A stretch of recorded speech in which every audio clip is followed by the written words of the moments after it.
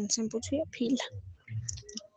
Bengifisa ukuthatha leli thuba ngibonge ngemikhiqizo le engiyithole kuwe, okuyikhombo ngenxa yokuthi bengihlushwa amaphupho amabi.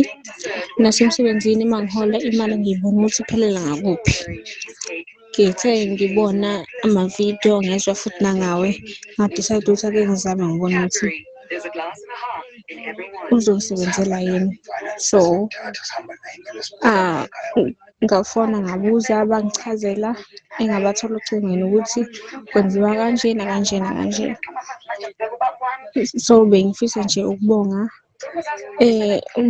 ikhombo le ngiyithole after last week and iyangisebenzela ngale ndlela yokuthi kuyaqala kuyavuleka konke, sengiyakwazi ngisho ukulala amaphupho awasenhluphi. Emsebenzini sekuhamba kahle futhi nemali siyakwazi ukuhlala nje yenze umsebenzi omningi. Ngiyabonga kakhulu, siqhubeke sisebenzisane ungisizile. Ngiyabonga. Sawubona mkhulu.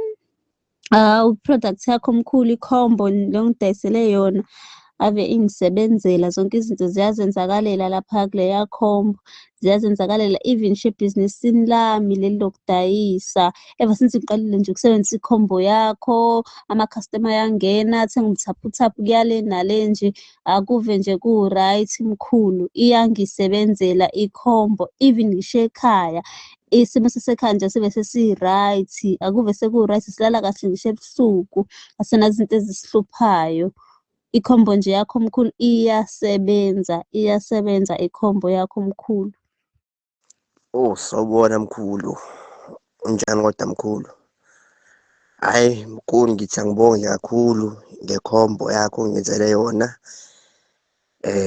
Iyasebenza kakhulu mkhulu, ngoba namaphupho ayavela futhi nawo, nezitha futhi zayiveza zabaleka. Ngibonga kakhulu mkhulu, ngibonga kakhulu. Bengathanda futhi ukuthi ngitholele nomama ngimthekelele khombo mkhulu, ngoba hhayi iyasebenza namkhulu, inamandla kakhulu mkhulu, hhayi inamandla mkhulu. And futhi namaphupho acacile futhi kahle mkhulu. Ngaqala futhi uyisebenzisa le khombo, ngathola nanomsebenzi o-right futhi.